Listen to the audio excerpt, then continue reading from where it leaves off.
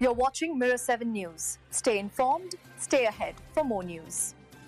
It was one of those days at Ibrox where the drama off the pitch almost threatened to overshadow the football being played on it. Before a ball was even kicked, Rangers manager Russell Martin found himself the target of fierce protests. His name and face were scrawled across banners, bedsheets, and posters, with messages declaring him the worst manager in history. Fans gathered outside the stadium demanding change, while inside, play was disrupted as balls were thrown onto the pitch. Thousands of seats were left empty, a stark reminder of the growing discontent among supporters. Yet, despite that storm, Martin's side walked away with a 2-0 victory over Hibernian in the Premier Sports Cup quarter-final, a result that offered at least a temporary reprieve for the under-fire coach. The win wasn't just about progression in the competition, it was about showing a glimmer of resilience at a time when the noise around the club has been deafening. The early signs weren't reassuring. In the first half, Hibs thought they had taken the lead when Martin Boyle slipped the ball past goalkeeper Jack Butland,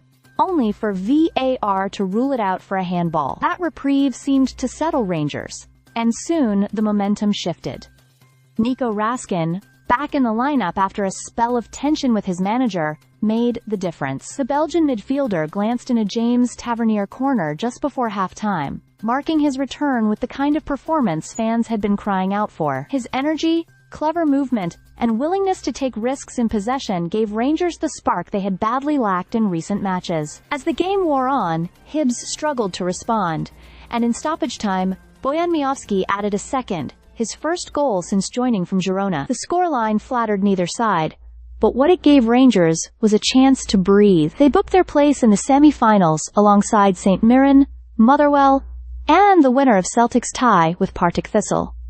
For Martin, the relief was clear. After days of heavy criticism, he praised his players and staff for sticking together under pressure. He admitted the protests could not be controlled, but he stressed that the performance was, and on that front he felt the team delivered. Still, one result does not erase the larger problems.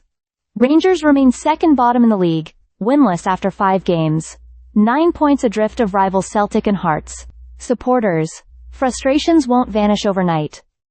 But with Raskin back in the fold and Miochanowski off the mark, there are signs of life for a team that has looked adrift. So while the banners and protests reminded everyone of the turbulence around Ibrox, the scoreboard told another story. One of progression. Small but significant. For Russell Martin, it wasn't salvation, but it was survival. At least for now. Stay subscribed for more videos.